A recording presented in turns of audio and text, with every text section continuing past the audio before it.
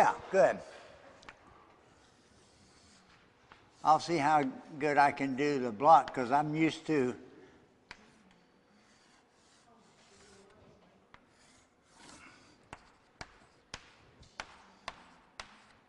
Can everybody see that? Can't see that. Too far away?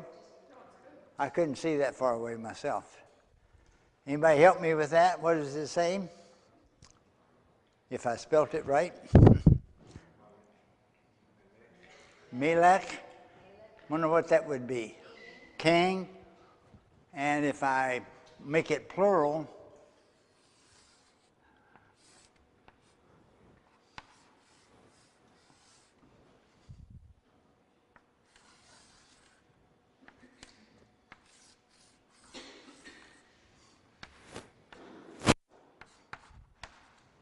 and that would be Melechim. Melechim. Melechim. Or kings. So we're studying the period of the Melechim tonight. All right?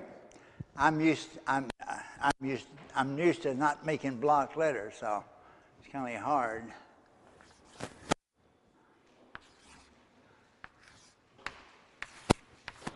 The script is easier.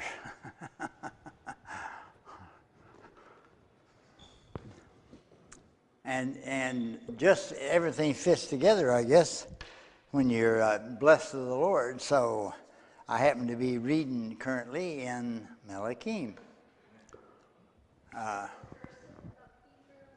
Yeah, same thing. It's just easier to write than the block letters. Melechim. Yeah. All right. We prayed. We put the.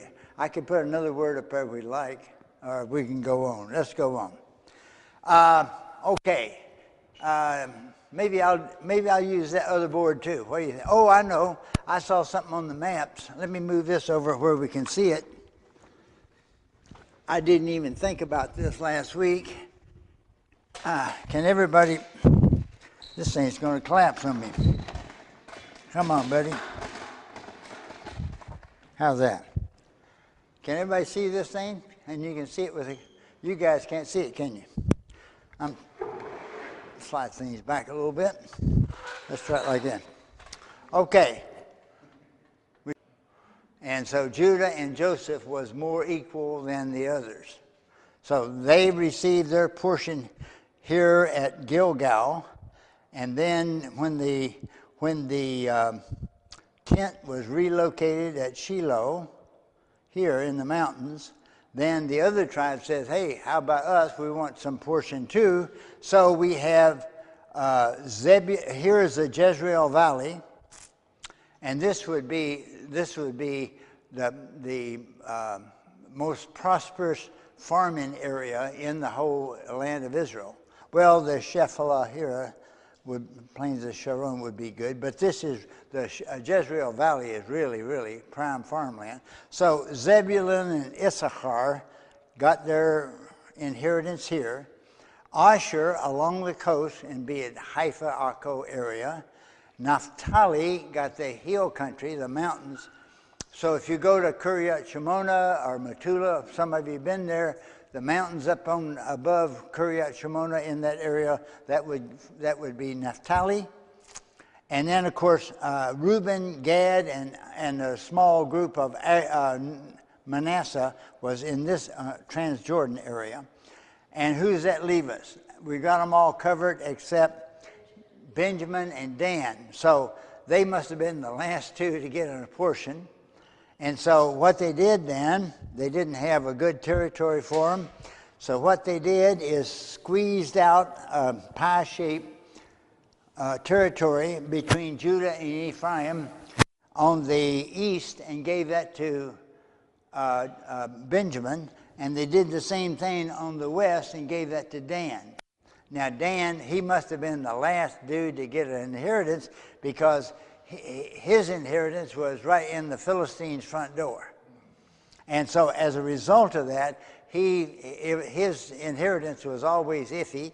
And so ultimately, they basically relocated up here between Manasseh and Naphtali in the Metula, Kiryat Shmona, and we know in the Bible,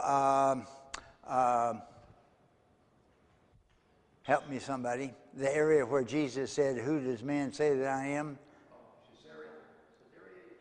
No? Caesarea Philippi. Caesarea Philippi. It counts. We count off on everything here. You're docking your grade right there. All right, Caesarea Philippi. I couldn't think of it. And you see on this map it says Dan up here. So he took his inheritance up there in the north because the opposition to the Philistine was so intense here that he was having trouble establishing his territory. So he basically relocated. So that kind of gives you an idea and of course the guys are working right here at Kedumim is right here, right next to Shechem. Here's Ebal and Gerizim, whatever. Okay. All right, I saw that map over there. I thought that might be a good idea. Okay, let me see if I can move it. These are fun. They collapse on you. Come on, buddy. There you go. All right. So, yeah, I'll use all the aids available. And so I'll try the board up here if this marker works. We get a little echo in here, I guess, don't we? Now, we're studying presently the period of the kings, which includes portions of 1 Samuel and 2 Samuel, all of 2 Samuel, 1 and 2 Kings, 1 and 2 Chronicles. And so, excuse me, it's important, and there's repetition between Chronicles and Kings. And so we want to understand what this is. So if I'm looking for, actually, if you took 1 and 2 Samuel, and well, actually, 1 Samuel 12, from 1 Samuel 12, 2 Samuel,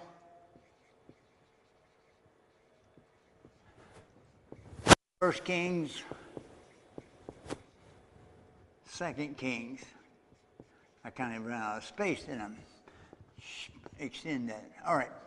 Now, this is the basic biblical history of the era. And we're talking about roughly 1051 BCE down to 586 BCE. So I believe it starts in 1 Samuel 12, where it's talking about Saul began to reign. So if you just took in your Bible, and of course we have it divided up into various books and also into chapters and verses and so on and so forth, which is all just added information for us, helpful for us. But from a study standpoint, we need to understand that this should be just one continuous book. This is just one continuous flowing account from the time that Saul is anointed as king and he begins to rule down to the time when Zedekiah is deposed in 586 BC. So the basic historical account of the whole thing are those books. Now, we have an allied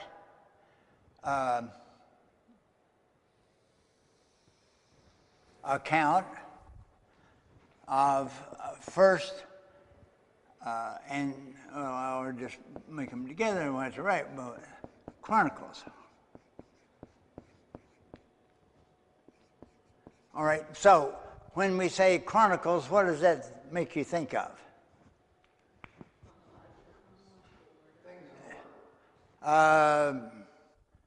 Well, okay. Anybody ever read the congressional record? Anybody ever had the blessing to have to read? Well, sometime when you just playing around, you look up the congressional record and just start reading it. It's very interesting. Anyway, it's an account. It's a flowing account of activities of Congress, and so obviously it's pretty wordy, as you might imagine. Well, okay. So First and Second Chronicles is sort of the congressional record. It's the chronicles or the account. Maybe I should call it the account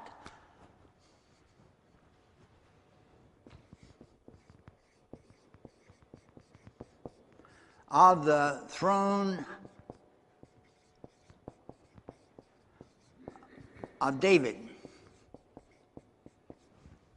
It's the chronicles or the account, a flowing account of the throne of David. Now we're going to touch tonight. Actually, you'll do the class a few weeks from now, but we're going to be talking about the covenant. I call it the Ben David covenant, the covenant that God made with the son of David. 2 Samuel chapter 7, and it explicitly spells out that God made a unconditional, eternal covenant with the son of David. And we're going to, when the group leaves next door, I've got a sheet that I want Betty Jean's going to run over and copy for us. But it is actually those chronicles. It's a continuation, king after king, down the kings of Judah. And so because God made a covenant with David, or his son, and it was eternal and it was unconditional, because of that, they obviously they realized something of extraordinary significance was associated with the throne of David, and so as a result of that, they kept complete records of just the succession of that throne. And that is the book of First and Second Chronicles. Now, there is an overlap in information with Kings, but it's put there for a totally different reason. It's not a general history of the era. It is specifically chronicling the activities of the throne of David. Now, we know in our Bible, we come to 1st and 2nd Samuel, 1st and 2nd Kings, 1st and 2nd Chronicles, and then we're going to run into Ezra, Nehemiah, and Job, and Esther and Job, I guess. Is that the sequence? Something like that. And so all of this stuff is right in the middle of our Bible. Now, the geniuses that ordered the Christian Bible did that to us.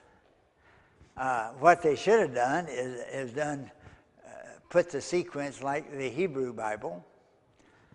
And if that had been the case, because guess what the last book of the Hebrew Bible is? What do you think? 1st and 2nd Chronicles. So if that were the case, now you have to kind of just do the mind game with me. If that were the case, our Christian Bible would go from 2nd Chronicles to Matthew. Now, somebody read for me Luke chapter 1, verse 31, 32, 33, and you'll see why this makes sense. And you all know this because you've seen it 1,000,000 times on Christmas cards.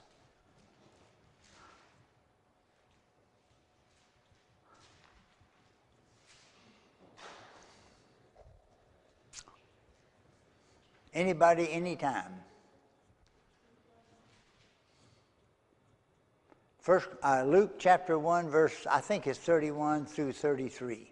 And behold, you will conceive in your womb and bring forth a son, and shall call his name Jesus. He will be great and will be called the Son of the Highest, and the Lord God will give him. Okay, hold it just a second, Norman. So, all right, so far we're in a really good Christian area. He'll be great, called the Son of the Most High, and so on and so forth, in the name of Jesus. All right, go ahead and... Give him the throne of his father David. And... He will reign over the house of Jacob forever. Okay. And of So the continuation of Chronicles is my point. It is the continuation of Chronicles. The Gospels are the continuation of Chronicles. And yeah, if the geniuses had lined it up that way, it would make sense. But I was a different time and different mindset and whatever, and they were particularly doing everything they could to distance themselves from anything that was Israeli or Jewish. So they did what they did. So it's no big deal in a way, but to me it would make such perfect sense to have 2nd Chronicles to be followed by the account of Jesus the Messiah, the sitting on the throne of David, because that's what Chronicles is. Okay, questions or comments on that? We'll go on. So that kind of gives you an idea of what you had a comment. Go ahead, please. Well, so if I were told that, I would think that he would do it while he was living and was 33 years. I'm sorry? If I had been told that, I would have thought that it would be fulfilled during his 33 years because he was. That's right, and it still is not fulfilled. Right, so I can see why Mary would ponder all those things in her heart. Oh, yeah. What would happen? Yeah, and of course, look at the dilemma for the disciples, because the disciples assumed it was going to be. Read Acts 1:6. We'll follow that. Good evening. Someone pick up Acts 1:6, and we see this is after the resurrection, before the day of Yom HaShavuot or Pentecost, and it's just before the ascension, and Jesus is instructing his disciples. So what do the disciples ask Jesus at this point? Therefore, when they had come together, they asked him, saying, Lord, will you at this time restore the kingdom to You see what they're looking for? You see? Yeah. Now, Jesus already been raised up from the dead here. So these boys are ready to see the complete fulfillment. And now here we are 2,000 years later, and it still is not. So it would lead us to unbelief if we're not careful. And and 1st and 2nd Peter has something to say about that, saying like, days will come when they'll say, where is the promise of your fathers? Everything just like it's always been. Nothing's happening. And so now that's one of the reasons why, to me, it's so intriguing that we live in the day of the ingathering of the Jewish people to the land of Israel, because if God is fulfilling his purpose in them, and they thought it was never going to happen realistically. I mean, dreamers always dream, but realistically, yeah, B'Shana Haba'a Yerushalayim, but right now we're comfortable here. We'll go when we can. I remember one year at a community Seder, Shimshon ben Yehoshua, a friend that I'd come to know, he's from Tel Aviv. He lived in Tel Aviv. And he was here he was working with the Department of Agriculture here in town, and so we got acquainted.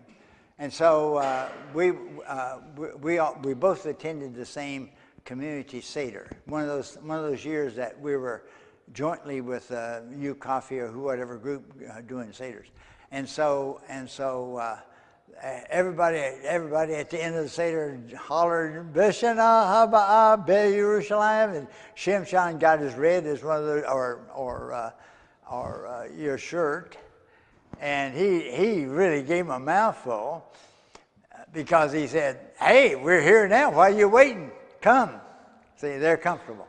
And in fact, the friction between the American Jewish community in Israel, it's getting really sticky. So it's kind of difficult in that regard. But that's their business, not mine. Anyway, we've seen the ingathering of Israel to the land. And so, all right. So they didn't think it was ever going to happen. And so Christians have gotten accustomed to voicing it, but not really expecting it. So it's going to surprise us one of these mornings. He's going to come, he's going to descend. And it's going to be a big shock. It's going to be a big shock. But it's going to happen. The whole Bible just lays the picture out, so it's going to happen. All right, so Chronicles should lead to the Gospels. We don't have it that way, so it's unfortunate. Okay, what else we need to cover? Let's see what I want to talk about tonight.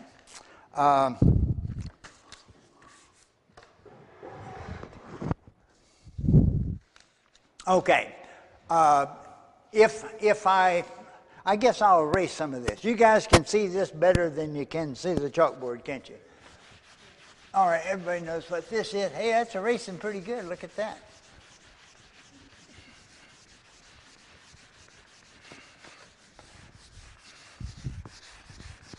Now, we're kind of hitting some general stuff about the period. So now, a minute ago I said the period is divided from roughly 1051 down to 586. Now, this dating, this date has been confirmed historically pretty solid. So when we say the dispersion, 586, when we talk about the dispersion of Israel from the land, historians are pretty much in agreement. You might have somebody saying 585, 586, but we're virtually in agreement there. If you go back this far, there is much disagreement. So as the further you go back historically, the more difficult it becomes to nail down the timing on stuff. My calculation on this is based on the concept that Solomon ended his reign, he died in the year 931 BC or BCE. Now, that's an iffy thing. So you can get different scholars that will come up with 40 or 50 year movement on that date. So it's not real solid. But if you do that, and the book of Acts tags 40 years for Solomon, 40 years for David, and 40 years for Saul.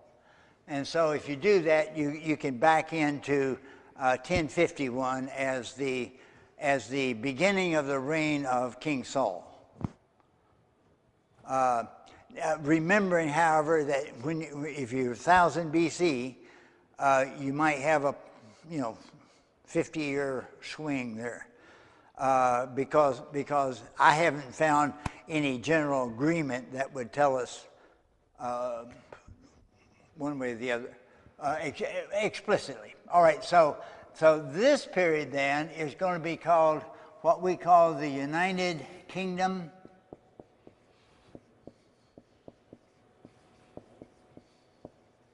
Now, and that means simply that all the tribes were under a single king, Saul, David, and Solomon. And then after that, we have a divided kingdom. We're going to come down here, and this is going to be, and this is a little confusing when we talk about it.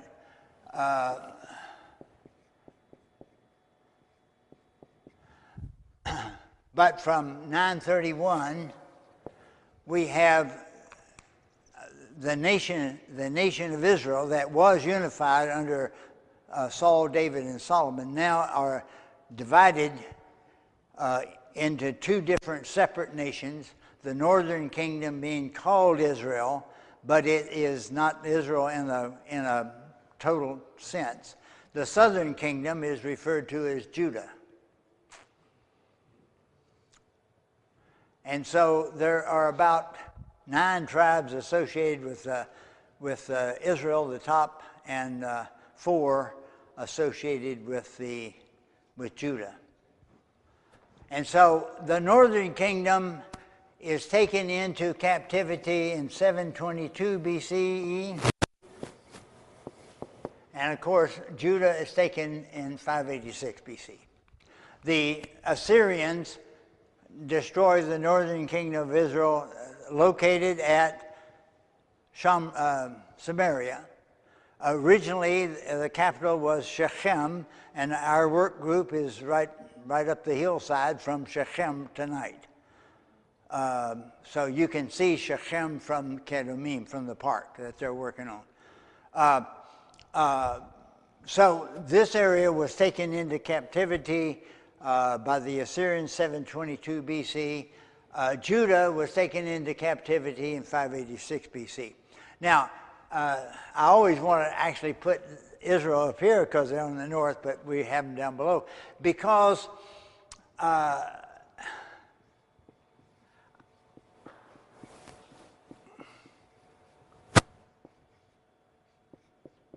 God decided to continue his process of redemption through the southern kingdom of Judah.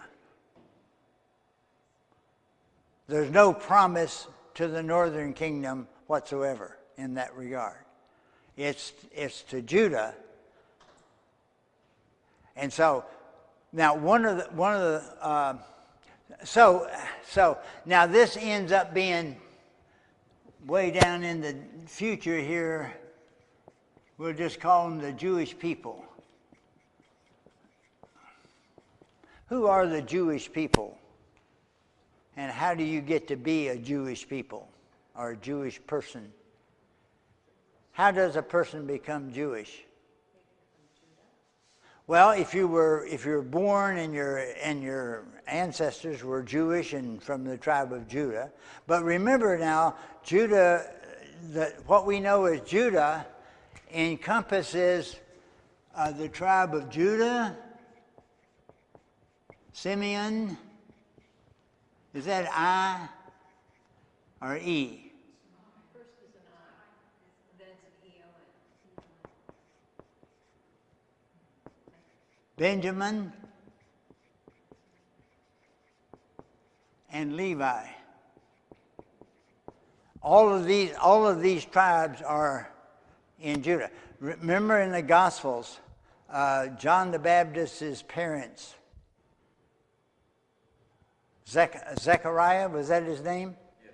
Zechariah, and what was his wife's name? Elizabeth? Okay. So Zechariah, I don't remember. Zechariah and Elizabeth, we could look it up, but I'll just try. Willie's usually right. So he preached Sunday, so he was right Sunday, so I guess he's okay. So Zechariah and Elizabeth. Now, what's Zechariah? What's his job? What's he do? He's a Cohen, a priest. He's of what tribe? Levi.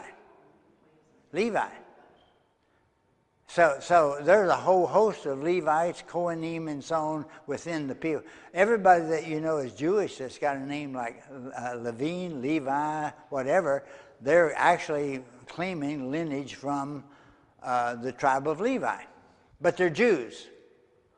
Now, you hear people name Simeon. I don't know that very many people keep track of that.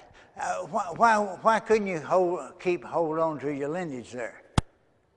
Why would that be difficult? Now, obviously, if you look at first 7 or 8 chapters of First Chronicles, what does that tell us? What's the first 7 or 8 chapters of First Chronicles? Somebody look that up real quick and tell us what that looks like to you.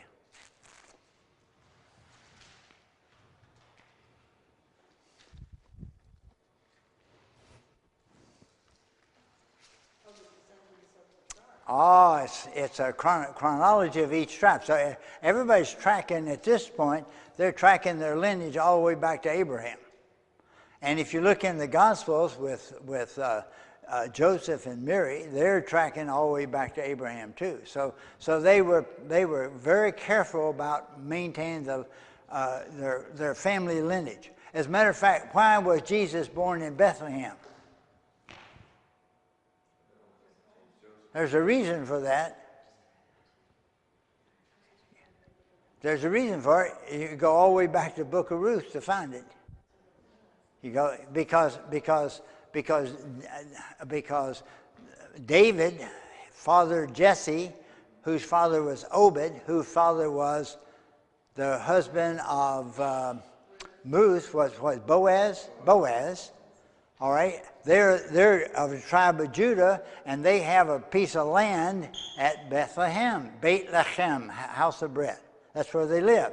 Every tribe, every family of a tribe had a plot of land associated with them, and every jubilee, no matter what happens to them, it's returned to them. They kept careful track of that. So when there was a census being ordered by the Romans, everybody went to their ancestral plot of ground. And so Joseph said, well, here we go, and took off to Bethlehem, because that's how they had to be kind of mustered in at that point, because that's the only way they had of tracking who counting noses and whatever. And so that's why Jesus was born in Bethlehem. Of course, the prophets talked about that too, so they knew it. So they kept pretty close. There is a woman in the Gospels. Her name is Hannah, and I'm getting over in another area, but I might as well talk about it while we're here. Hannah is in the temple when Jesus, as a baby, is dedicated, and she prophesies concerning him. What tribe is Hannah from? It tells us. It tells us.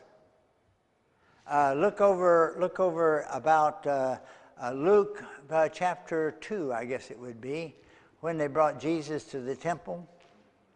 I think it's Luke 2, but you'd have to, I'm not sure. I didn't look it up. I'm kind of, you wouldn't guess it, but I'm generally winging it here, ad-libbing. I seldom ever do that sort of thing, but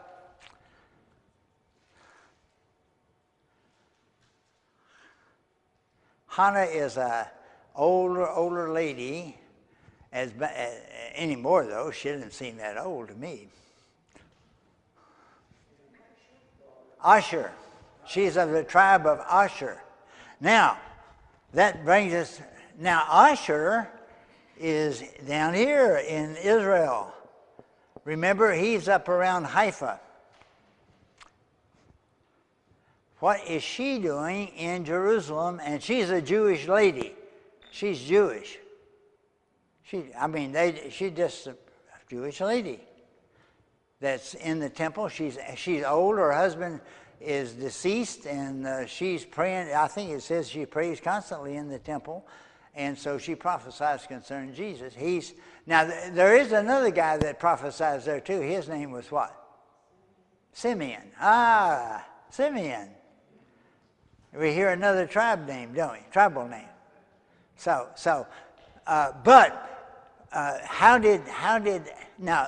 these tribes have been in exile 700 years when we find Hannah down here in Jerusalem. How does that happen? Well, what happened is remember I said that there's no promise of a continuation of the purpose of redemption through this branch. They divided. It wasn't God's will that they do, but they did. If they'd fasted and prayed, he'd brought them back together for sure, but they didn't. And in fact, these guys did some deliberate things to keep them from being rejoined. I'll just talk about that in a minute. But God chose to continue his purpose of redemption through this branch. And what happened is when these guys were being threatened, well, from time to time people came in and joined Judah, and we will do this in a subsequent lesson in more detail. But what happened is when these guys were being dispersed, the king Hezekiah in Jerusalem sent messengers to all of these tribes saying, "You come and join us. You come under my headship as king of Judah, and avoid being carried off into exile. We're still secure here." And most laughed at him, but many came. There's 2 or 3 accounts in the scriptures people from these northern tribes migrate into Judah. And so when we see the Jewish, I would maintain, when we see the Jewish people today, the people that we call the Jewish people, I believe God has supernaturally maintained remnants of all the tribes within what we know as the Jewish people. Now, they don't have records, no one can prove it. And there's a reason for it. It's because wherever, especially when the temple was destroyed in Jerusalem, people were carried off into exile, and the Jewish people have been uprooted over and over and over again, whatever land they were in, and whatever papers of chronology that they might have had have been destroyed repeatedly. So it's virtually impossible for a Jewish person to prove lineage anywhere. Now, I read stuff about being able to, from DNA today, being able to, for example, the Kohanim. They're particularly concerned about establishing the Kohanim. And so perhaps you could excavate a grave in Israel of a known priest and do comparative stuff DNA-wise. And I suppose, it seems, Sarah, I watch CSI, so I'm sure you could pull that off. I mean, if they got Gil there, he would be able to. I know he'd be able to do that. So we watch Law and Order and CSI, so we're up on all of that good stuff. So that's a bad part, and NCIS, I'm particular. See. So I have the class tomorrow night. It's tough. I'm missing NCIS. So, but they'll do reruns. And the important thing for us at our age, reruns are just as good as originals, because we don't remember them. So it's a tremendous advantage. You got new TV every time you turn the thing on, so it's good.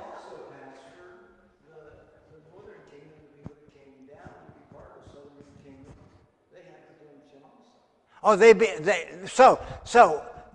reason that these individuals of these tribes could be a participant in the process was by coming under the headship of the king of Judah, of the throne of David. See, I mean, it really kind of makes sense. I saw something, but I lost it just when you were telling me. It might come back. I don't know. But these people, I know. Somebody go to Hosea. Is that a prophet? Hosea chapter 3, verses 4 and 5. Let's try that. I used to remember all this stuff really easily. It's a trial today.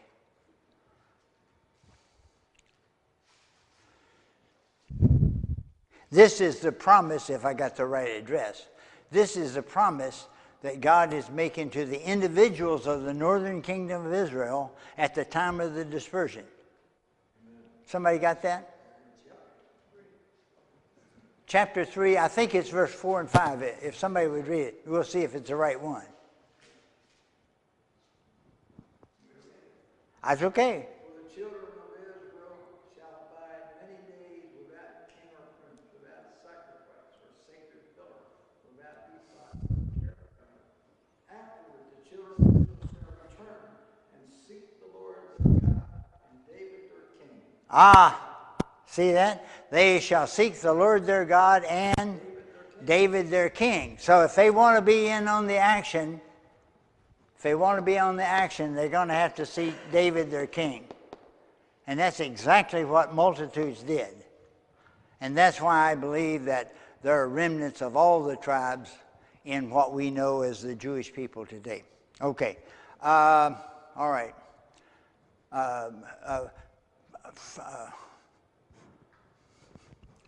I think it's 1 Chronicles 20 that has. I've got my book here. I'll give you a couple of references there. I believe that's the right. I might be wrong too. Yep, I'm wrong. It's not the right one. Maybe it's 2 Chronicles. I guess it is.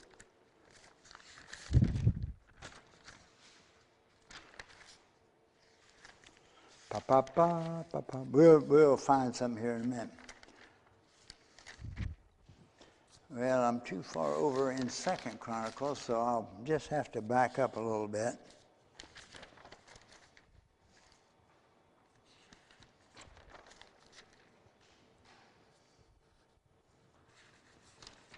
Well, I'm wasting time and not finding what I'm looking for. Somebody help me? I'm looking for the time when Hezekiah sent messengers to the northern kingdom to invite them to come to Judah. And I'm having trouble finding it. I should look up this stuff before I start. Okay, it's chapter 30.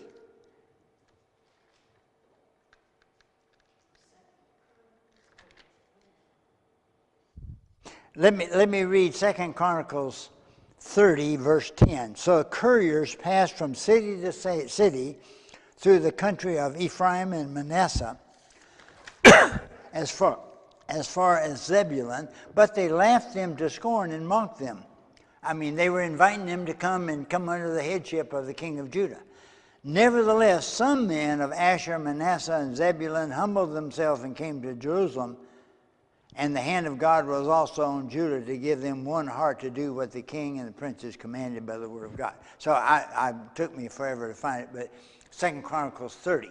These are the days of Hezekiah, king of Judah, and he specifically sent messengers throughout the tribal areas of the north because they were being threatened by the Assyrians with exile, and so he invited them to come. And so I'm presuming that representatives of all, and Hannah just happens to be pops right up in the Gospels from the tribe of Asher.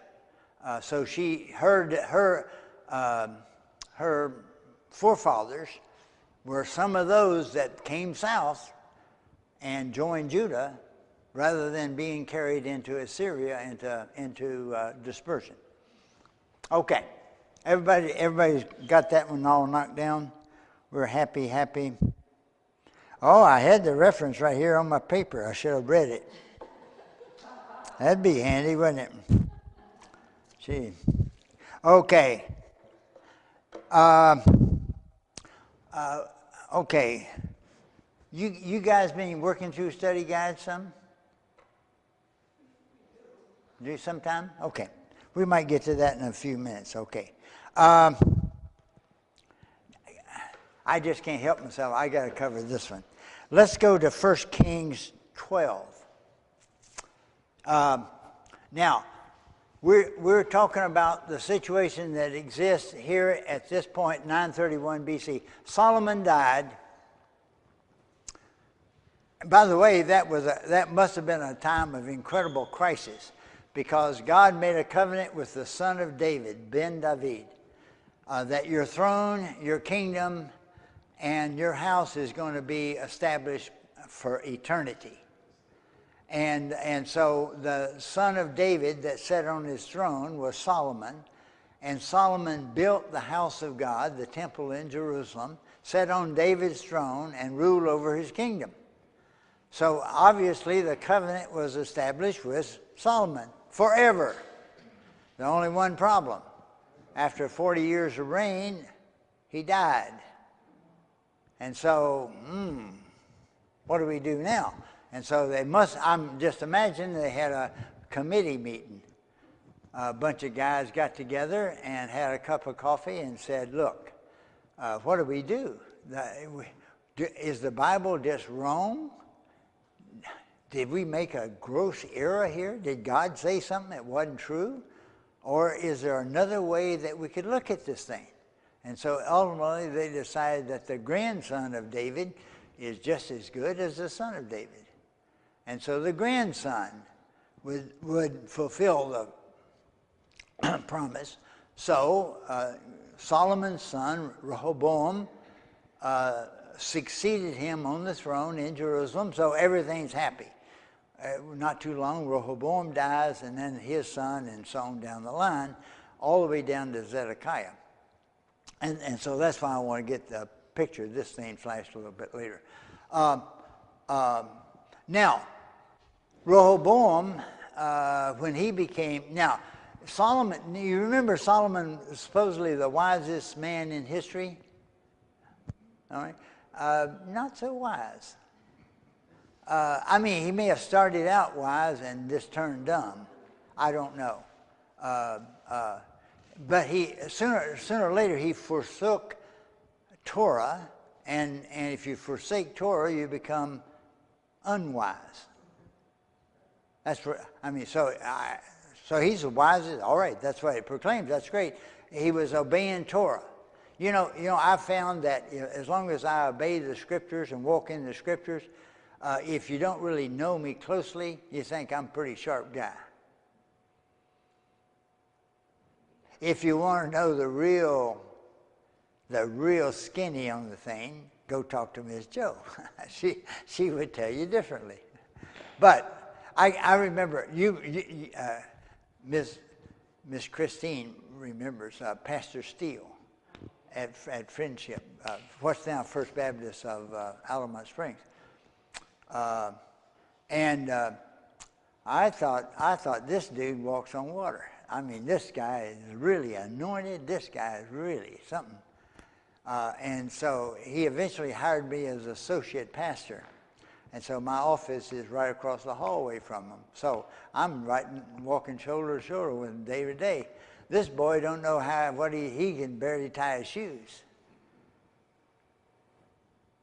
I mean, I can't do any better. I'm not trying to diminish him in it. But he, like everybody else, was puttering along, playing it by ear and just seeing where to go next. He wasn't walking on water. Angels didn't feed him in the morning. He was just like all the rest of us. And so it dawned on me that this guy was anointed by the Lord in a real powerful way, and he was obedient. And so if you stand at a distance, he looked like he was really sharp, really wise. All right, and that's what happens when you obey the Lord. If you stay at a distance, they look pretty good. It's like my old Chevy pickup up in Kentucky now. Everybody wants me to bring it to the car shows and that sort of thing, but I don't like people look at it real close. If you back away 20 or 30 feet, it's a superb restoration. If you look at it real close, it's pretty rough. I mean, those boys up there take these things serious. They have in a little town up there, Hodgenville, in the summertime, one Saturday a month in the afternoon, about 3 o'clock, the main road right through town, they block it off and detour everybody around, and the whole square and the whole area is filled with antique restorations. I mean, it's a big hobby. It's right next to UK basketball. And so you go down there and look, and those things are better than they came out of the shop, out of the factory. I mean, they are superb. A friend of ours who kind of leads in that stuff, he always said, "Ken, bring your truck down there." I don't want to bring my truck down there. Gee, you come out and just drive down the road and look at it. It's okay. So, but keep your distance. So that's the way the wisdom of God works in your life. Makes you look better than you. And that's, Pastor Diaz and that group's over there working and fiddling around over there in Kedemim. And those guys over there looking at them and they're saying, that is the awesomest group we've ever seen. I don't know what it is. And they ain't that good. They're not that good. But the Lord's covering makes you look good. He makes you look good. And so I know I've seen it happen. Makes you look a lot better than what you really are. All right, that's the blessing of the Lord. Okay, now, so when Rehoboam succeeded his father, Solomon had sinned in a host of ways. He married foreign wives contrary to Torah. He accumulated horses contrary to Torah, wealth contrary to Torah, all kinds of stuff he did, and participated in idolatry. He set temples for his pagan wives, and then went to church with them on Sunday morning, and so he did it all. Now, Solomon is one of the rare creatures in the Bible who sinned grievously, and judgment was stayed. Now, why do you suppose that would be true? Think about it. The judgment ended up on his son Rehoboam, but judgment did not fall on Solomon. And the reason is because he is a specific forerunner of Jesus, the son of David. Remember the title that was often associated with Jesus in the ministry? Son of David, son of David. Pray for me. Son of David, heal me. Ben David. Solomon is, like I say, he sat on the throne of David. He ruled over the house of Israel. He built the house of God. The exact same things that Jesus would do in reality. And so judgment was lifted from him. And the next generation got it. But for him, he's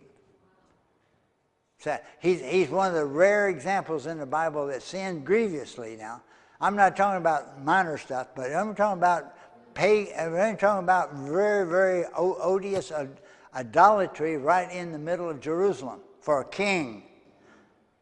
Other kings got leprosy and all kinds of stuff doing the same types of stuff, or struck dead on the spot or whatever. Solomon, it was lifted. Because I'm convinced he foreshadowed Jesus.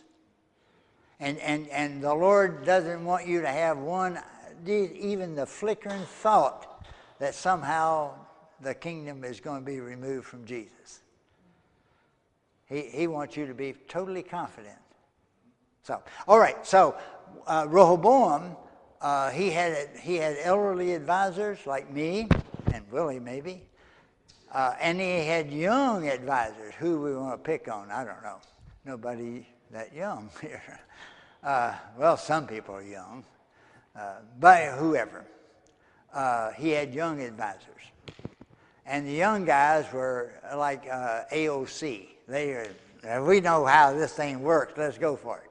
Everybody knows who AOC is. Okay. So we got incredible idealism and enthusiasm untempered by any experience or reality. So he had advisors. Rehoboam said, listen, your dad was pretty tough, but you're tougher. Really put these guys to work. And so he did. And he created a rebellion.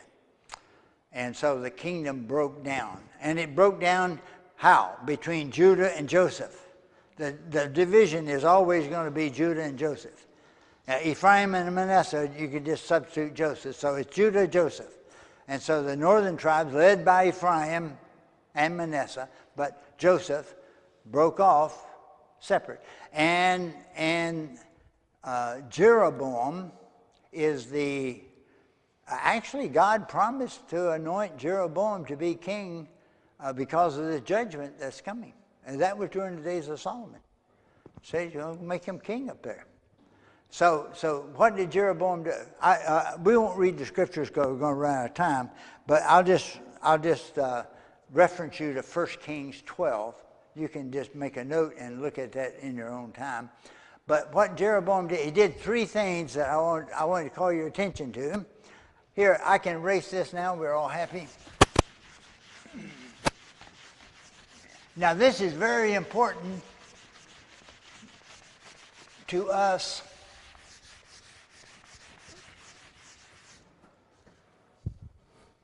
because he built altars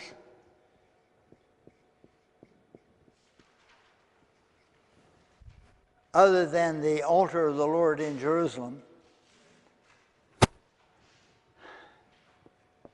He made idols, and he called them the God. I'll generalize this.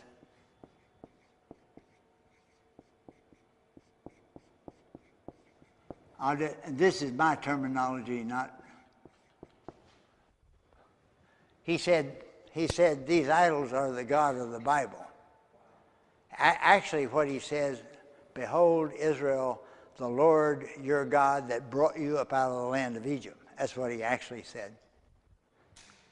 He made golden calves. Anybody ever hear of that problem before? He placed one in the south country, in the southern portion of Ephraim, just north of Jerusalem, the other one all the way north at Dan. And he instituted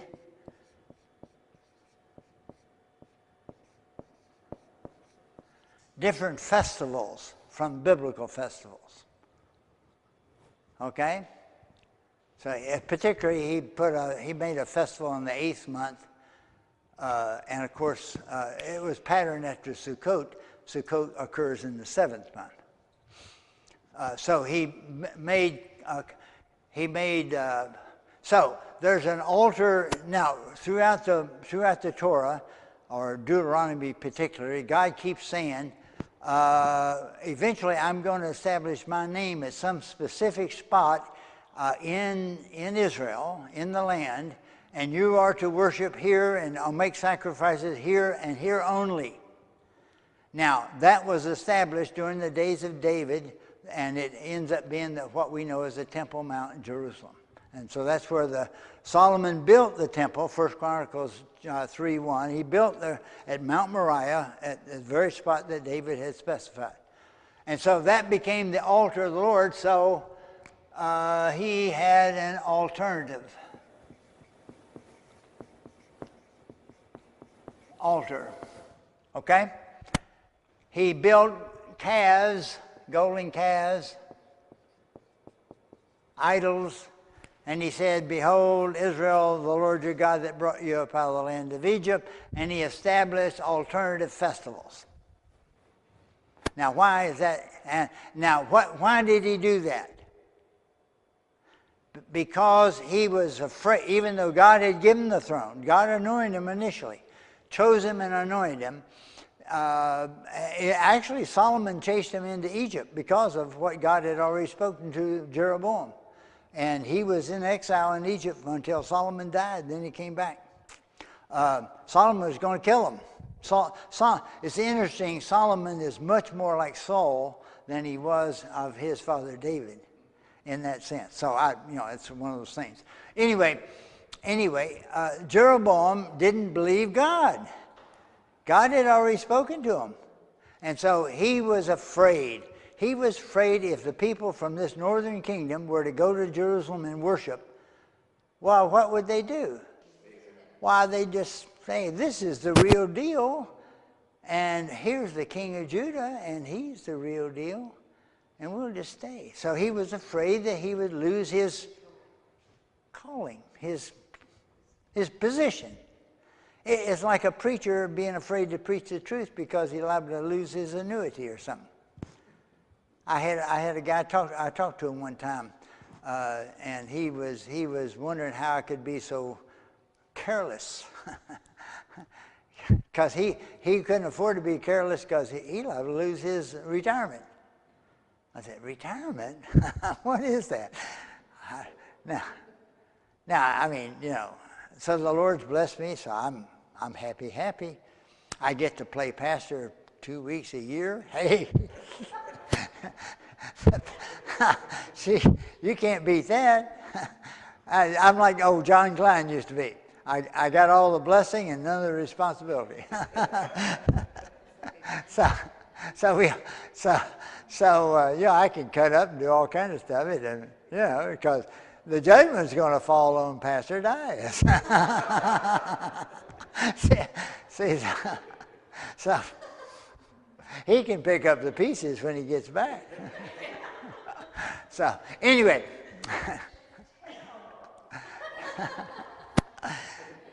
Well, we're just having fun. It's okay to have fun now and then. Well, mowing season is going to open up soon.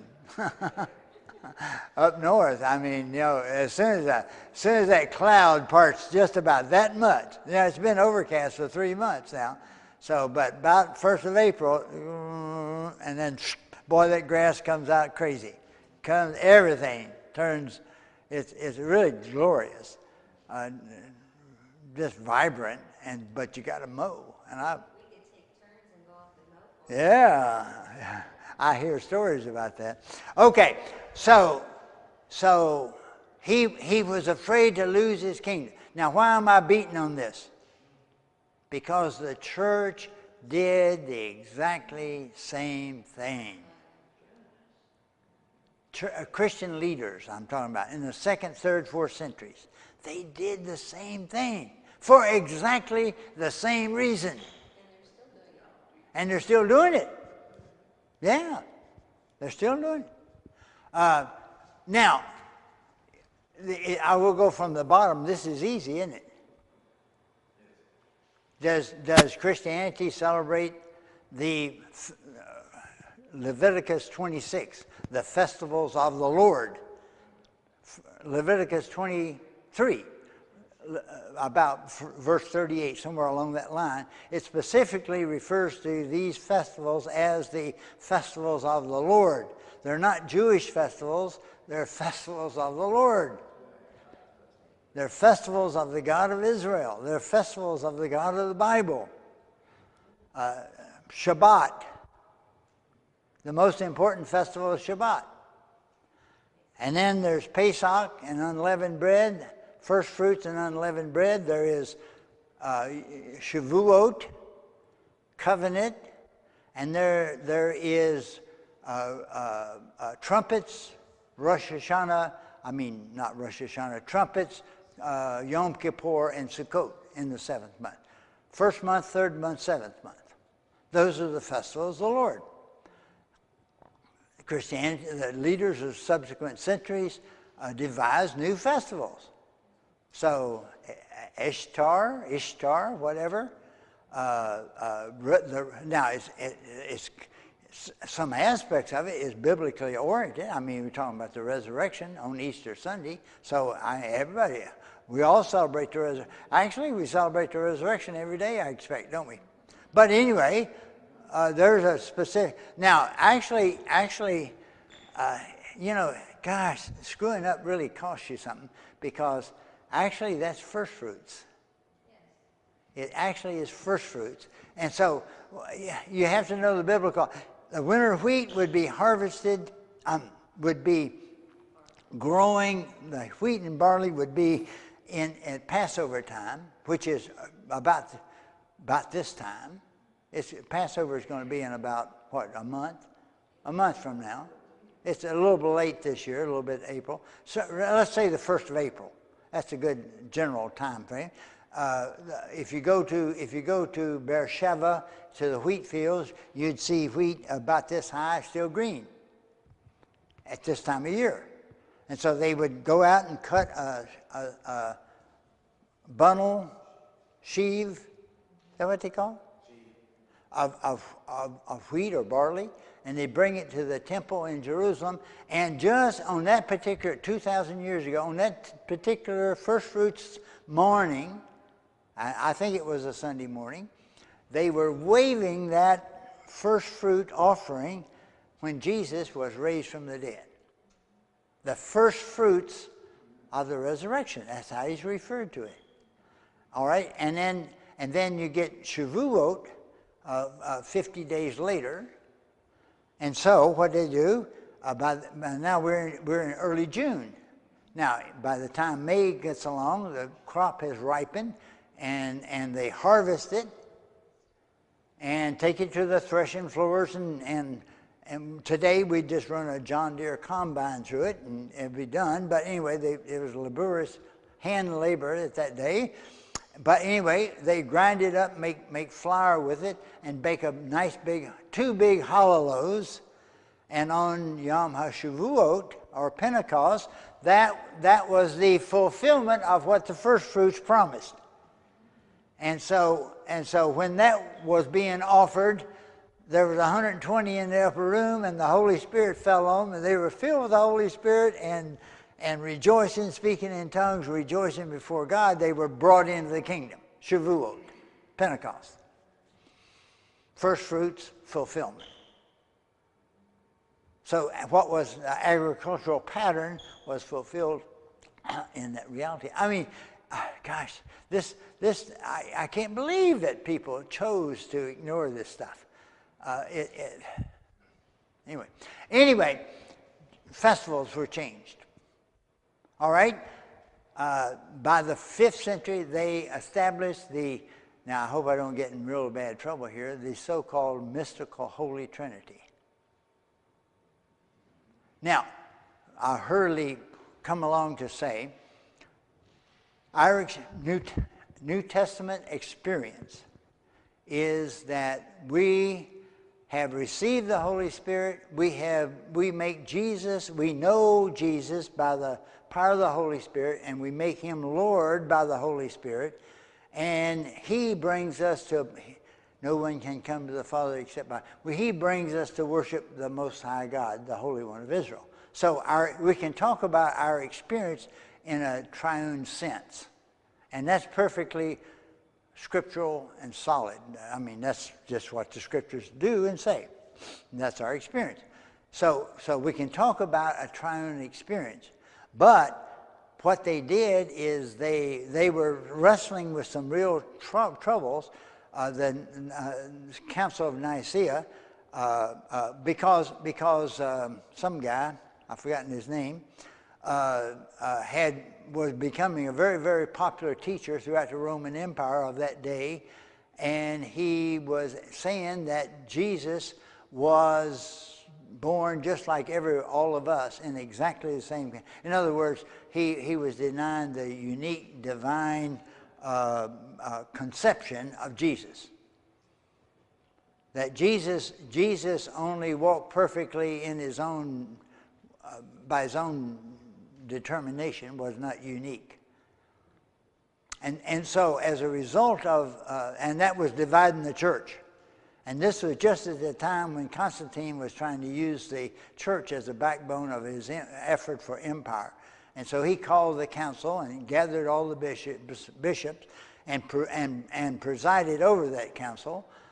He was an unbeliever, a king, treated as a king, and dominated the thought. And they came out of there and they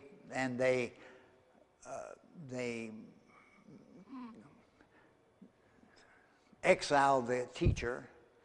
I think he eventually killed him.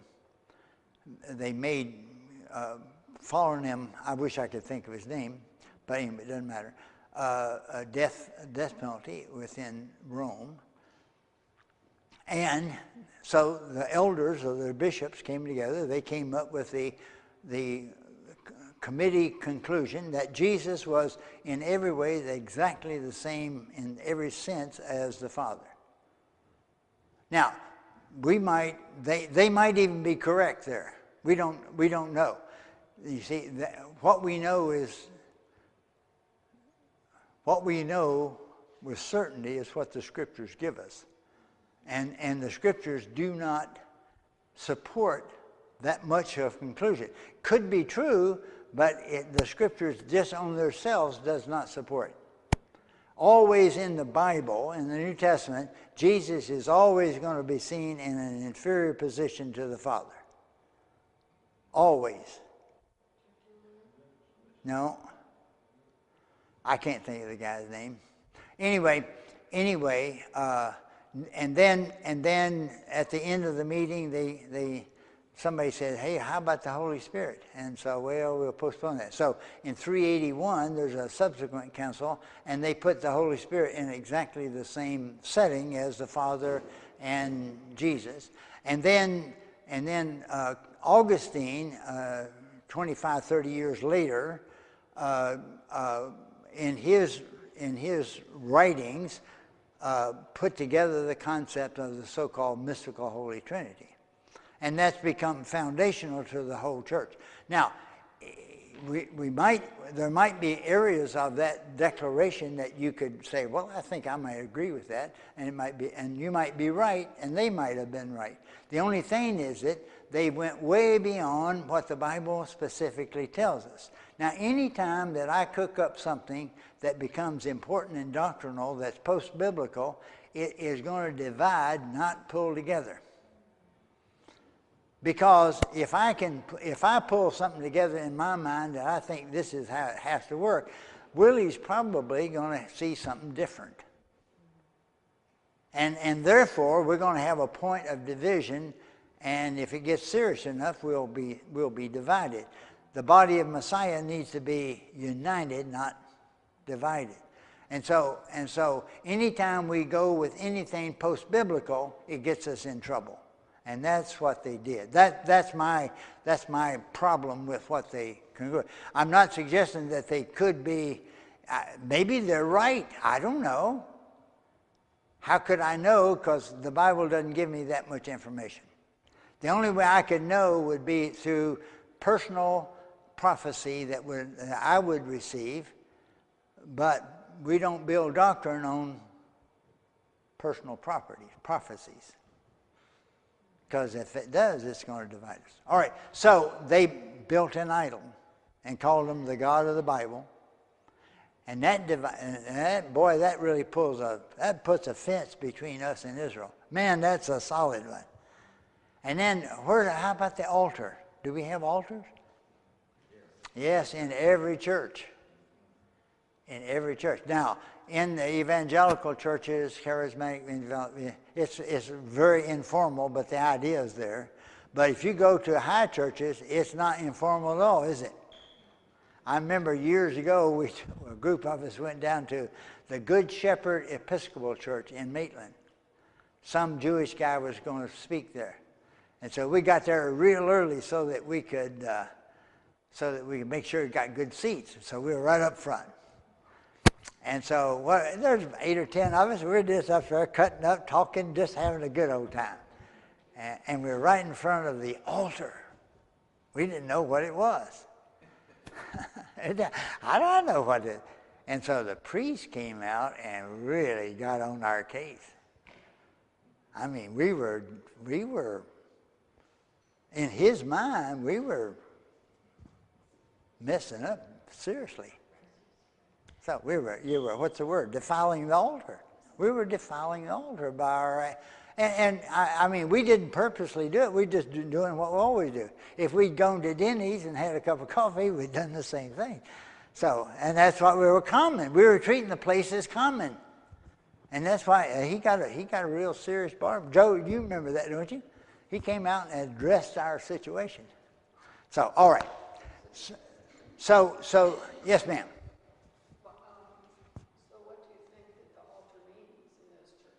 Well, I think to us, maybe I say us, to me, it doesn't mean much of anything.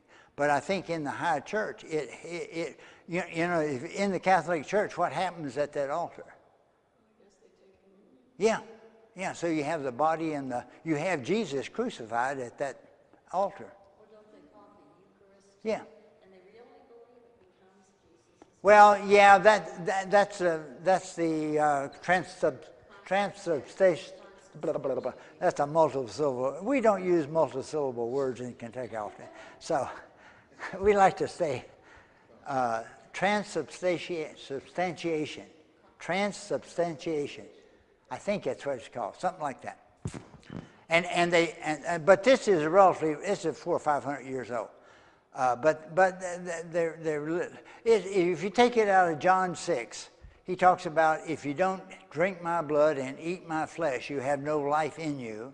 And so they've got the symbols of communion, of actually being transformed into the blood and the actual flesh of Jesus, in accordance with John 6. I think that doctrine is only 400 or 500 years old. I don't think it's really ancient, but 400 or 500 is a while. But I think it's something like that. You can look it up. But whatever the case, it's like Jesus is being crucified and dying there. It is a literal altar, and it's established in every church. And so there's one altar. God said, wherever I establish my name. It's kind of important. So, okay. Let's take a break, and we'll come back and do something else. What time we get out of here? 8:30?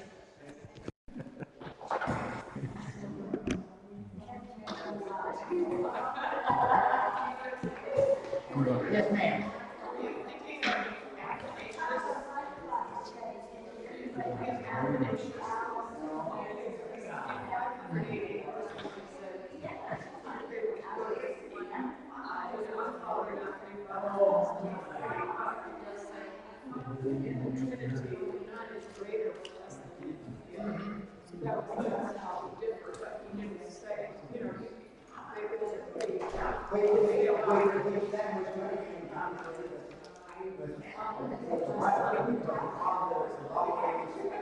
Yeah, I know the Father is always in a superior position.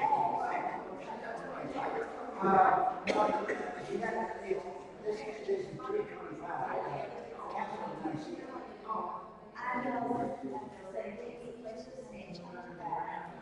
And I heard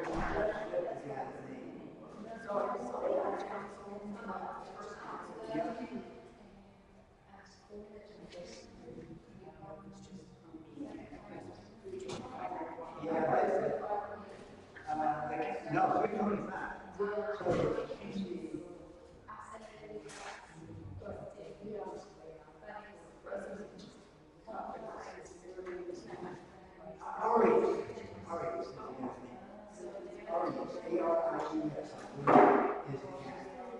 And so they were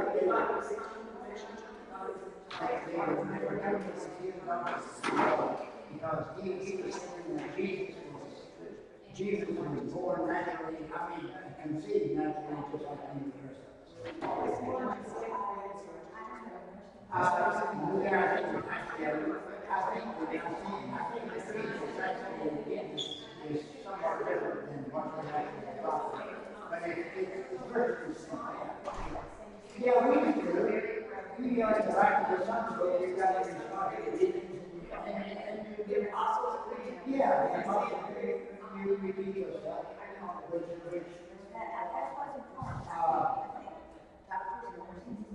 are you in that time? Yeah.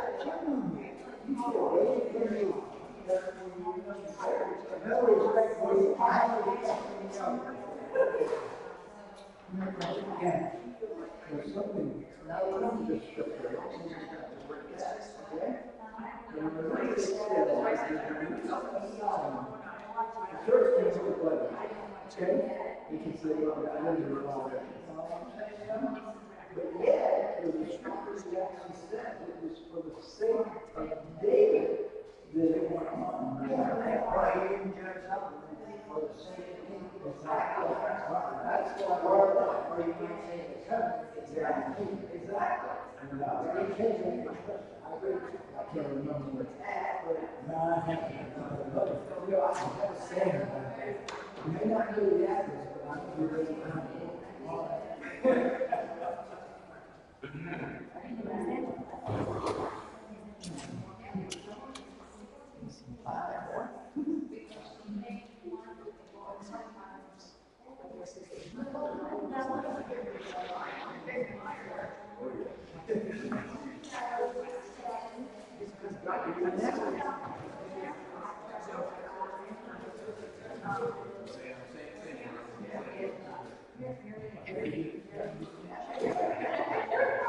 She's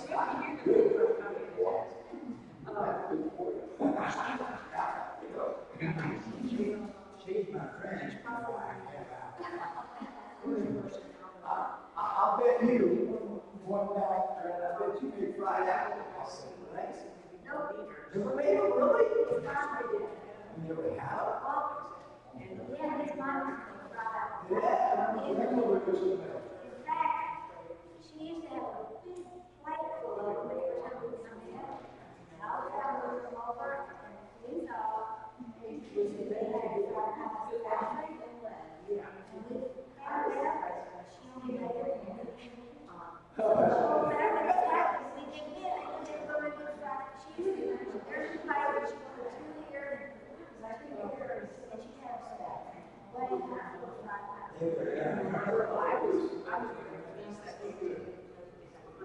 We had the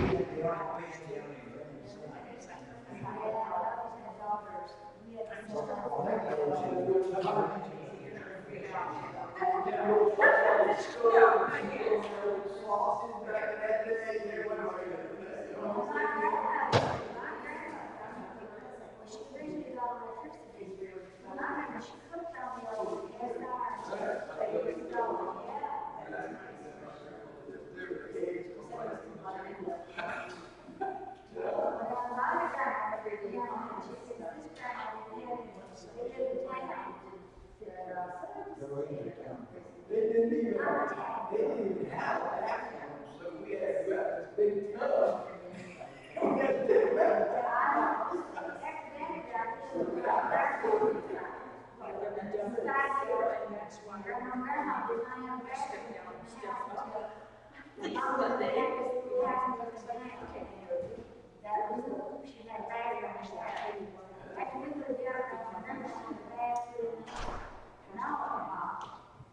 I remember thinking my grandma said something off and next to that chicken, you know, and that guy, he couldn't catch it with eyes, he was trying to hit it all over it.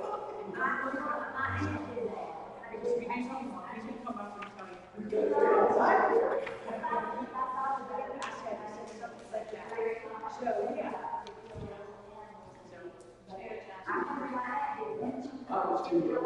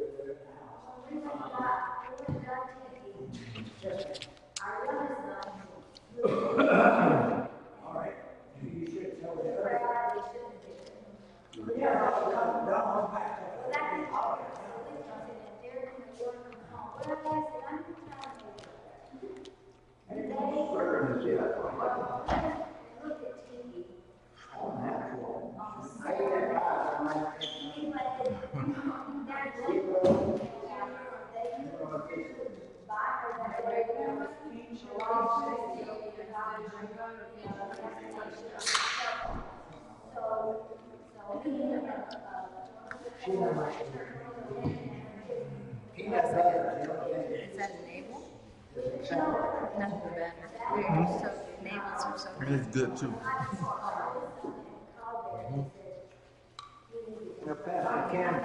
I have one of the simple scriptures I can give you that refutes the Trinity. God the Father reading the Trinity, you know what you're talking about. Well, okay, so that's that. How can you refute that? You know what I'm saying? It's it is, God gave me this, the law, it didn't talk.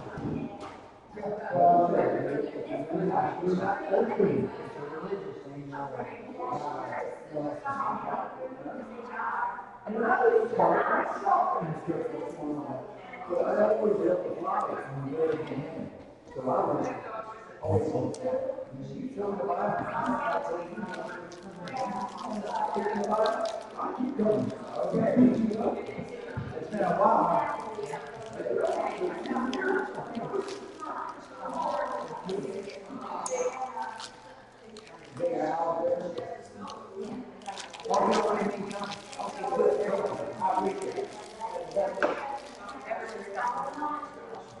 I just forgot to get one for myself. That was better than that better, wasn't it? Why it was good, wasn't it? Did Ben make that? No, we bought it from Sam's. Ms. Sims. Yeah. We figured like Evidently, it's public and stuff like that was too much part of him at the house. Thank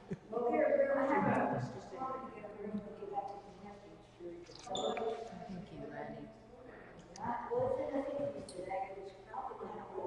Let's get it ready to All right, we're going to change gears just a little bit. Turn your microphone back on.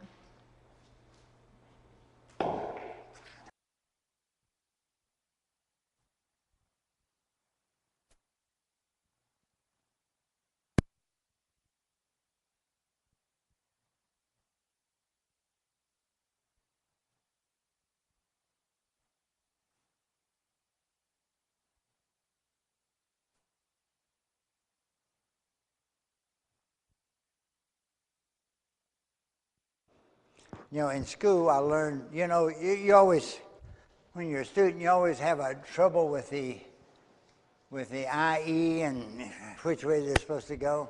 So I learned to always dot the E. And so the teacher sees that and says, well, I'm not sure. and most of the time they give you the benefit of the doubt.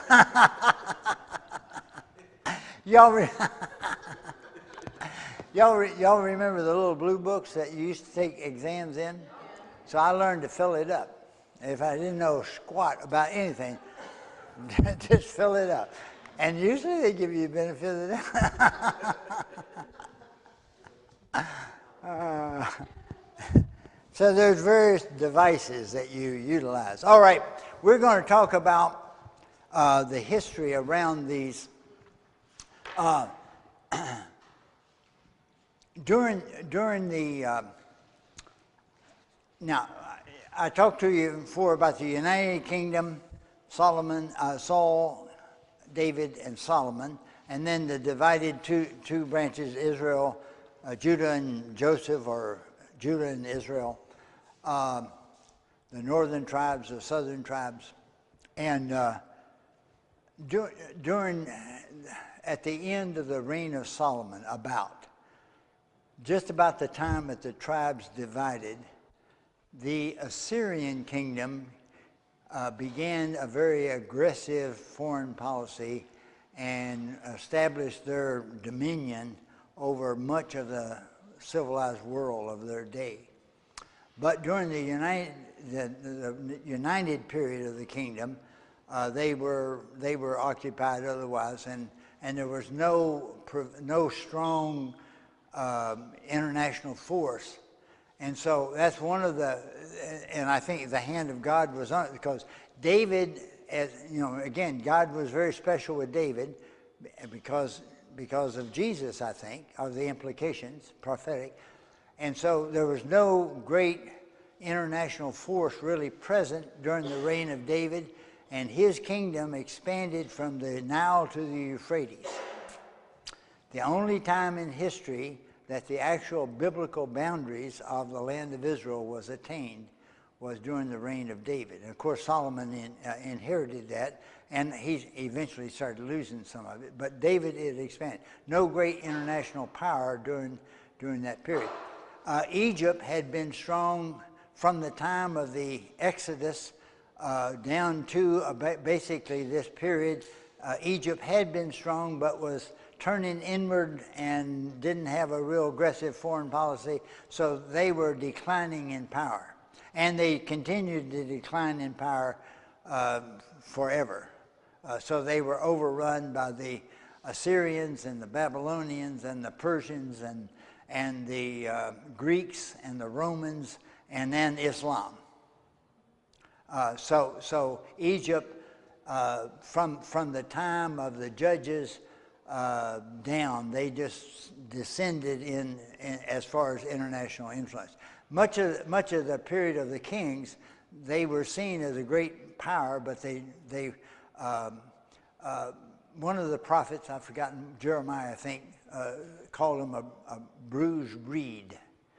Bruised reed. Anybody ever go around a creek bank or something with reeds, and they're very seemingly very strong, whatever, but if you bend it just a little bit, it just loses all of its strength, and so it's bruised reed. It doesn't have any strength, and so that was the case with Egypt throughout this whole period. So I've got a few slides here that we'll look at some of these international powers if I can make this work. So around 900 then, BCE, the Assyrians came under a new king and took on a very aggressive posture and began expanding its dominance throughout the known world. Eventually their capital would be Nineveh. You know, Jonah went to Nineveh. That was during that era. And Nineveh, you know that the modern city of Mosul, that was, the ISIS controlled Mosul for 2 or 3 years, I guess. And just recently, the Iraqi army liberated Mosul again, and it's back under Iraqi control now. Mosul and Nineveh are the same place. Well, actually, Nineveh is, I guess, on like a ancient tell on the outskirts of Mosul, on the upper reaches of the Tigris. I guess Tigris should be Tigris. So that would be. We're talking about that area. Today, the area is occupied by the. You read about the Kurds a lot. The Kurds would be. I don't know if they're direct descendants of the Assyrians or not, but they're living in that same general area. Okay. The chief Assyrian cities, Kala, Nineveh, and Ashur, but Nineveh ends up being the bold capital of it. Upper Mesopotamian Valley along the Tigris River. Mesopotamia, the area between the rivers, the land between the rivers, between the Euphrates and the Tigris. All of this is in your book, in your notes, I think. If you're just writing and doing what I do, I write so I don't go to sleep, so that works.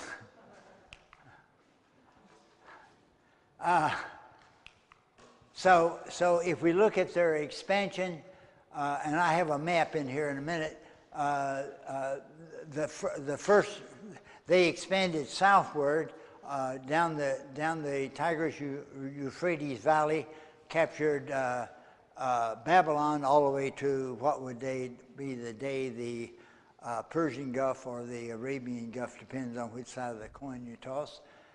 They also expanded westward into Lebanon, the Philistine coast, and into what we would know as Eastern Turkey. That was in that first 100 years or so. And then they took over Syria from 800 to 700. Israel and Elam, 722 for Israel. They took the northern tribes into exile. And then eventually in I'm going to give you a date here. I think it's about right, 660 or 662, and I don't remember I think it's probably in your notes. They took Egypt. So they managed to expand their empire over the entirety of what we would call the Fertile Crescent of their day. Now in this period, Europe would be considered virtually uncivilized. The Greeks, 800 BC. We're talking about the times of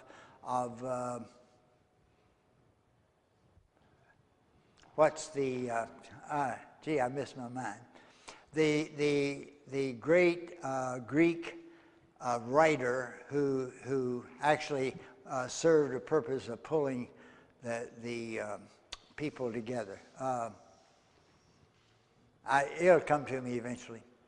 I can't think of his name. Can't think of his name. Doesn't matter. And what I'm trying to say is during this era that Greece was just beginning to Homer. Greece was just beginning to be unified and become recognizable as a nation. During this era, 750 BC, the city of Rome was established. So the Italian peninsula is just Greece and Italy is just beginning to gel at during this period. We're talking about the period of prophet Isaiah. Isaiah would be somewhere around the 750 BC, something like that. So if you look at Northern Europe, they would still be in the basically Stone Age tribal groups, nomadic, tribal groups, whatever. So Europe uncivilized. There would be civilized areas in Africa, but it's pretty well isolated. And then, of course, if you go further east, you would get into, if you cross the Himalayas, you'd get into China. And, of course, China was developed, but China was isolated because of the Gobi Desert, the Himalayas, and the Pacific Ocean. So China developed almost totally separate from the rest of the known world of their day. So they were developing then, but they were isolated. So the Fertile Crescent was the center of civilization, and the Assyrians enveloped the whole thing. Okay, oops, I'm going the wrong direction. Conquered Babylon, conquered. Now, they were conquered in 625 BC. The king, the one that would become the king of Babylon. Now, Babylon is on the Euphrates River. It's about 50 miles from present-day Baghdad. Baghdad is on the Tigris. Babylon was on the Euphrates, but they were relatively close together. Central Mesopotamia. So a lot of stuff, we got troops in Baghdad today, I guess. I don't know how many, but I know that there's a troop deployment in Iraq today. Anyway, Nabopolassar in 625 rebelled against Nineveh and gained the independence of Babylon in central Mesopotamia. And then by 612 BC, his armies drove north and conquered Nineveh, and the Assyrian Empire collapsed. So, but you think the empire lasted from, say, roughly 900 to 600 BC, basically 300 years, which is for an empire pretty long. Most empires last maybe a couple hundred years. Babylon lasted much less, for example. Okay, so these guys, do I have any details about these guys? All right, here's a map of the area, so you can see it up there. Nineveh would be up here on the Tigris. The Tigris is here, Euphrates is here. And so this whole area, they expanded all the way down, taken and captured Egypt. 662 is the date that sticks in my head, but it could be a couple of years off. So the whole area of the so-called Fertile Crescent was inhabited under one basic empire, the Assyrians. And they were absolutely ruthless. They like to go in, and if they captured a city, let's say that there's 100,000 people there, say 50,000 men, 50,000 women, male, female, they like to take all the males out, decapitate them, build a nice pyramid of human heads by the city gate, as just a word of warning about rebellion. I mean, now, you know, with ISIS, we saw beheading. That's not a new thing in the Middle East. That's an old trick. So it does get your attention, though. I mean, you know, you keep looking over your shoulder on dark nights. Make sure none of those dudes behind you. Oh, hate to think about it. Okay, so they were. Now these were. Oh, I forgot to say the Assyrian and the Babylonians were either Hamitic or Semitic. Shemitic, I should say, rather than Semitic. Shemitic, descendants of Shem and Ham.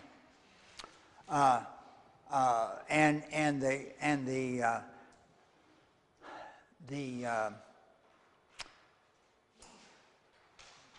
characteristics of these empires were ruthless, which is characteristic of Semitic and Hamitic groups.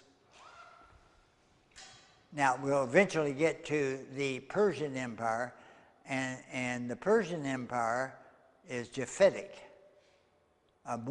much more closely, ethnically, much more closely associated with folks like us, European-oriented, except for Willie, of course. He's a troublemaker. He's Hamitic, probably, see? And they can be ruthless, so you have to watch them. All right, Willie, I just give you the business. Willie's my brother, so I can jab him. He don't mind. I was dark once myself.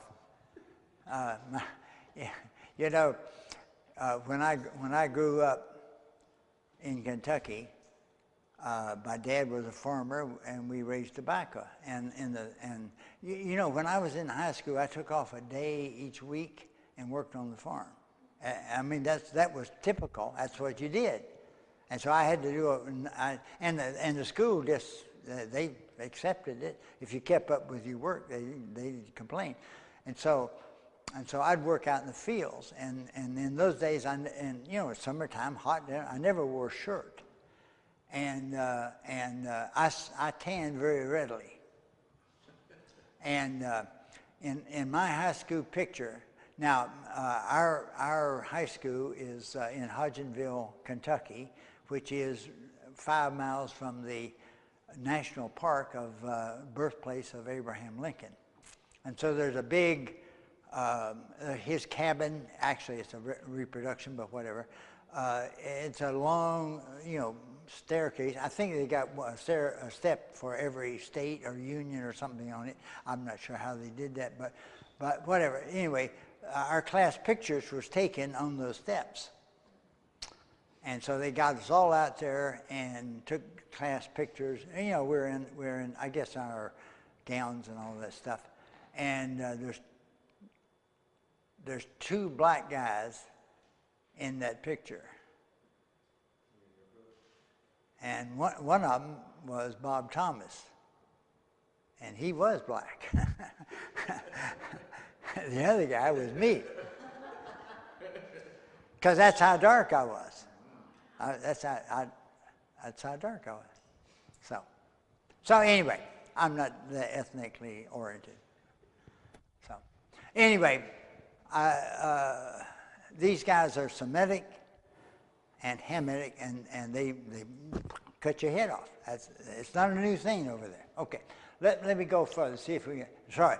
So now, for the period of the kings that we're talking about, these guys were in charge for virtually the whole time. The Babylonians only came along in the very last years of the kingdom of Judah. They began expanding really after overrunning Nineveh in 612 BC, and Judah is exiled in 586. So we're only talking about, what, 1424, 25, 26 years. So the Babylonians are new kids on the block in the empire business, at the very end of the period of the kings that we're talking about. And so Ezekiel he's taken from Jerusalem in 597 BC to Babylon. Daniel goes out, and in the book of Daniel, he is in the court of Nebuchadnezzar, the second king, Nabopolassar's son. Nabopolassar he died, I think, in 606 BC, killed, I think, and Nebuchadnezzar took his position and reigned for a long, long time. The Babylonians are again Hamitic or Semitic.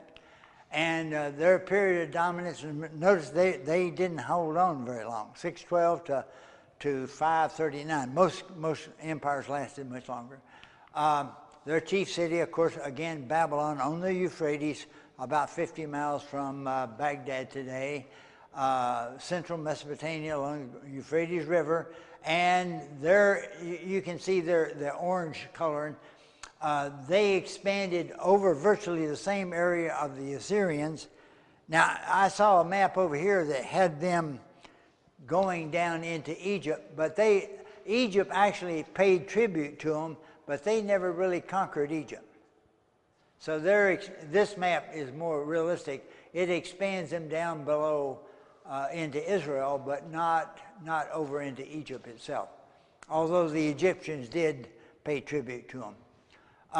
So you can see that they basically took over the Assyrian Empire and expanded in the same general areas. Babylonians king Nabopolassar, 625, 626. Nebuchadnezzar for a long time, so 44 years.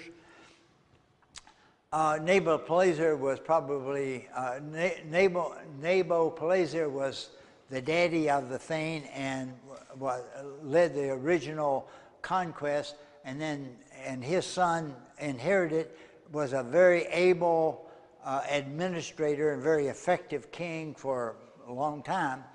And that was just about it for the Babylonians. After him, much less gifted folks came to power. Amo Marduk for a couple of years, Neriglissar,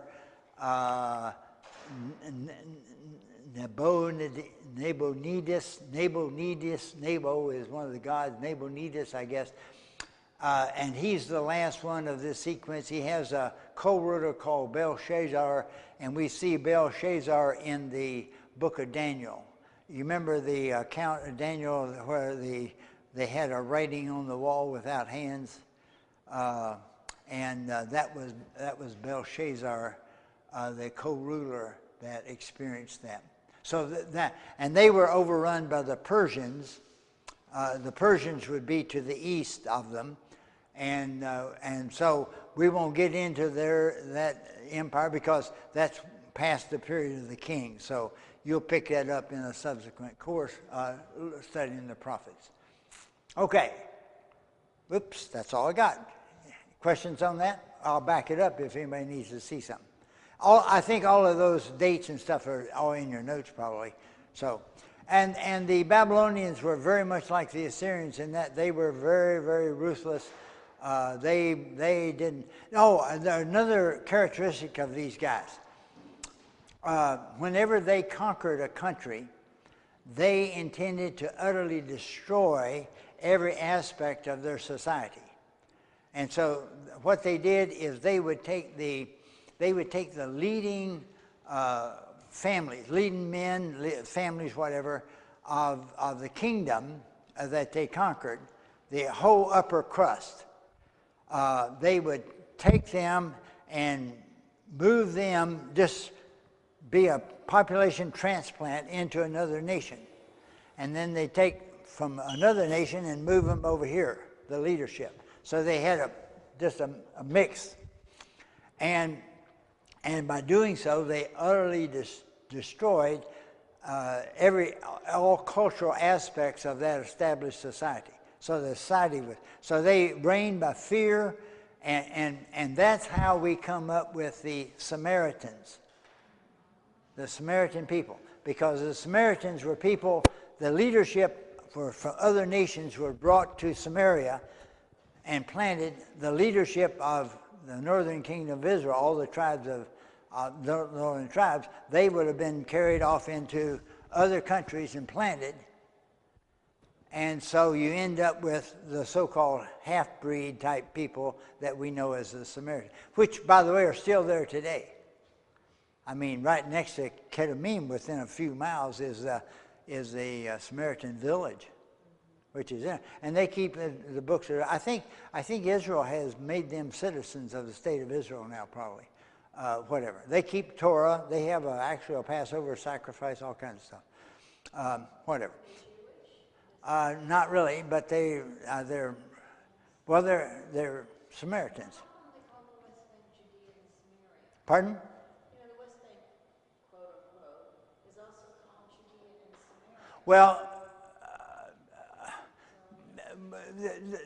the Israelis of today, the people that we know, the settlement people that, or what I would call the biblical people, they insist on calling it Judea and Samaria because that's the biblical.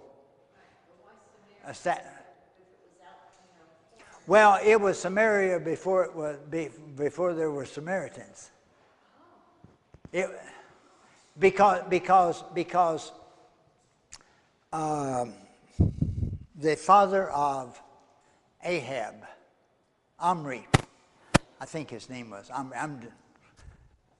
he bought the capital of this northern kingdom was Shechem originally.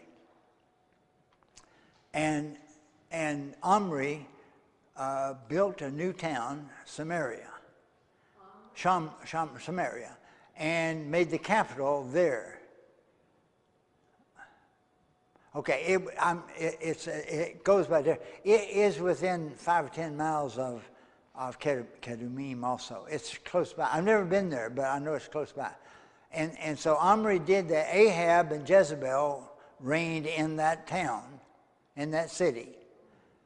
And so later on then, with the dispersion, then with aliens were brought in, and there were still some farmers and whatever scattered around that weren't carried, and so there were intermixture of them, and so they served. Originally, the people brought their gods with them, and so they had a host of gods that they honored. And so after the dispersion, when the Jews came back, recorded in Ezra and Nehemiah, when they came back to build this temple, the second temple, Haggai and Zechariah, Ezra and Nehemiah, Ezra gives an account of it, but his time is later with building in Jerusalem. But anyway, when they did that, the Samaritans came and said, we want to help you build. But they were polytheist.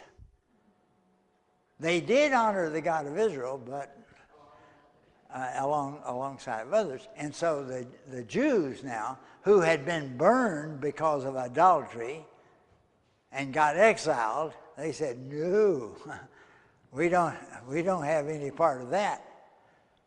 We got burned with that before. We're not going with that again. And so they refused to allow them to participate in building the second temple and ultimately Jerusalem. And so there were all kinds of tension because of that. Wouldn't let them in the synagogue. So, okay. So these society was literally destroyed almost in that possibility. Now.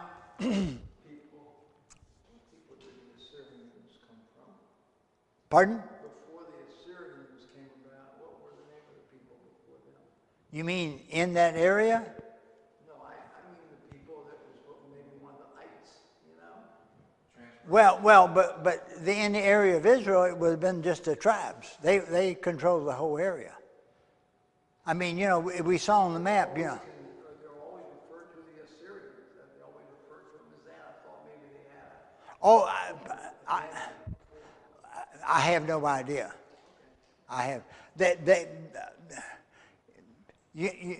Ancient Mesopotamia has been developed and civilized from at least 3000 BC. So 1,000 years before Abraham, you know, the civilization was cooking in this the Sumerian, not the names are almost the same. In the south part of Mesopotamia, near the Persian Gulf, that area was civilized. Sumerian, S-U-M-I-E, I-E-N, I think, Sumerians, whatever they're called. Early on. I mean, like 3,000, 2,000 BC. And then there's, we've all heard of everybody's heard of Hammurabi. Hammurabi was a Babylonian king of about somewhere between Moses and Abraham, about 1700 BC, somewhere in that range. And he was a Babylonian king. And so Babylon was a developed area at that period of time. But now we're just skipping like thousands-year steps, and down to around 900 when that northern area, under which we know as Assyria, evolved into consolidated their forces and started an aggressive foreign policy outreach. So I don't know who was in that particular area prior to the Assyrians. Somebody was, I don't know. It's just like a modern day Turkey in the biblical in the area of the patriarchs, down to the time of the Exodus and so on. The people there were, now I've gotten into something, I can't remember their names. I can't remember. But they've rivaled Egypt. We talked about it last week, but I already forgot it. Hittites, that's the guys. The Hittite kingdom in what is now Turkey, and then of course Egypt in the south, and they rivaled each other and battled. The famous battle of Carchemish, 1230 BC, something like that. So it'd be during the period of the judges, and they fought to a standstill in northern Lebanon, somewhere up there. And what happened to the Hittite kingdoms, or what most historians give, is that there was a population transfer, exodus, from Europe into what is Turkey. And it just ultimately undermined the whole Hittite kingdom. It fell apart. And so the Hittite kingdom is just one of ancient history that is no more. Undermined. I mean, the same thing happened to them is happening in the southern border in this country right now, our efforts toward it. So, all right, we beat this enough? Okay. See, you guys can tell the man that I really covered some areas here when he gets back. Okay.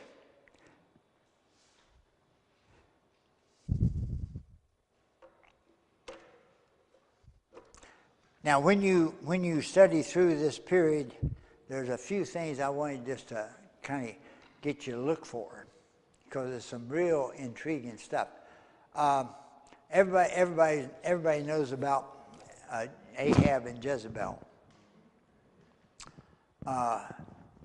The king in Judah, Ahab and Jezebel ruled in the northern kingdom of Israel. The king of Judah at that time was Jehoshaphat. Everybody's heard of Jehoshaphat, probably.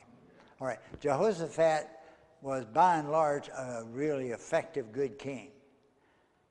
Jehoshaphat had one glaring problem. He liked to hang out with Ahab and Jezebel. They must have given some outstanding parties or something, I don't know. But he hung out with Ahab and Jezebel.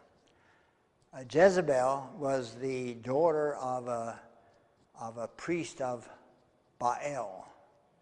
And so they lend themselves pretty much to idolatry. So the son of Jehoshaphat married the daughter of Ahab and Jezebel. So that's what happens. You mess around with the wrong people, your kids intermarry. You get in trouble. All right. So her name was Athaliah. That's my, probably somebody knew what they're doing would pronounce it better. Anyway, so she marries the king of Judah. So she's in Jerusalem. And he dies. They have some kids, and he dies, and she's left. And now you'll have to read the account, and I'm just trying to remember it, just kind of winging it. But I believe it. Let's see. She had kids, and her son reigned. Her son, Jehoshaphat's grandson, reigned, and he had children, and then he died. And so the throne was kind of open, and their children are young. And so Athaliah, however you might pronounce her name, Athaliah usurped the throne of Judah. And she was ruthless. And in fact, she killed her own grandkids in order to solidify. Now, a niece or something took the youngest son and hid him, escaped with him, and so he eventually would sit on the throne of David himself. But she ruled in Jerusalem for 6 years before she was killed. The high priest of the time, Jehoiada, managed to get enough support that they actually killed her, and so reestablished. But she is a perfect type of Antichrist. So the daughter of Jezebel is sitting on the throne of David in Jerusalem. Think about the significance of that.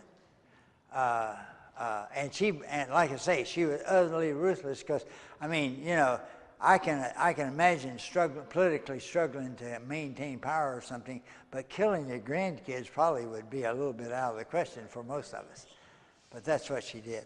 So when you study that era, keep your eyes open for Athaliah. She's interesting. Now, also during this era, we have the account of Eliyahu, which is one of my. I took a name. If you want, you can do anything you want to in the Lord. So I assumed a Hebrew name. My Hebrew name is Eliyahu.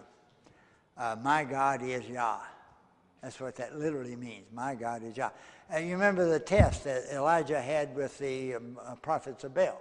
If the God of Israel is God, serve him. If Baal is God, serve him. They had a little contest. Proved an Eliyahu. My God is Yah. So I like that name. Eliyahu is taken out. That's an awesome account. I did this interdimensional thing, and there's quite a lot of interest in my mind of this stuff. And Eliyahu is an incredible example of this thing. He was taken out. So it's sort of awesome. And also Eliyahu is called to Mount. He is interesting thing that the word of the, we love for the word of the Lord come to us, and I'd like for him to speak to me every morning, but he doesn't. He has a few times throughout my life, but not frequently. And he spoke in such a way that I understood and knew what I was supposed to do. But the word of the Lord came to Eliyahu is not what you'd want to hear. So Jezebel was chasing him, and he ran for his life. So she said, "I'm gonna string you up." He killed a bunch of her prophets of Baal, and he said, She said, "About this time tomorrow," I think she said, "I'm going to do that for you." And so he wanted to stay, but his feet wouldn't hold, and so he ran south. He ran south all the way to Mount Sinai. and he got on the mountain, Mount Sinai. He went right back to the root, right to Sinai, and the word of the Lord came to him. Anybody remember what the word of the Lord said? What are you doing here? That's not what you want to hear from the Lord. I felt a few times in Kentucky, the Lord was saying, what are you doing here? No, he didn't really. Actually, we've had a blessing up there.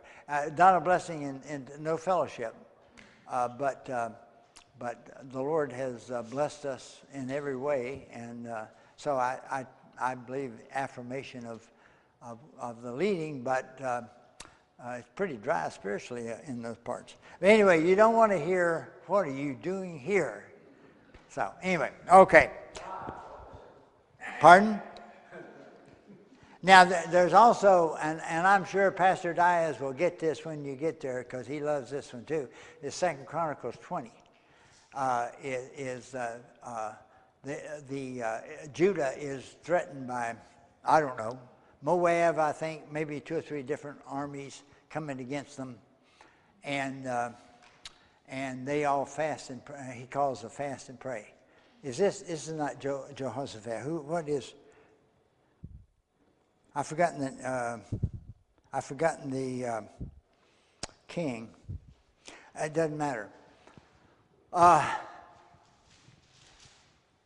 They call a fast and prayer, and the army is advancing against them, and the Levites go out in front of the Israeli army, meeting the enemy. They're singing and praising the Lord. And the enemy just turns on himself, goes crazy, kills themselves, and Israel is victorious and never even enters the battle. And hence, and the moral of the story is, in God's eyes, you are a Levite, you're a Cohen, a priest. And so I'm sure Pastor will come to this conclusion. I'm not sure he will. I think he will. I have. In our most ideal setting as a congregation, eventually, I believe eventually, believers like ourselves we're going to back into the camp of Israel. The camp of Israel is going to back into us, and there's going to be some sort of merging of forces, probably as a result of international pressure around us. I think something like that will eventually happen.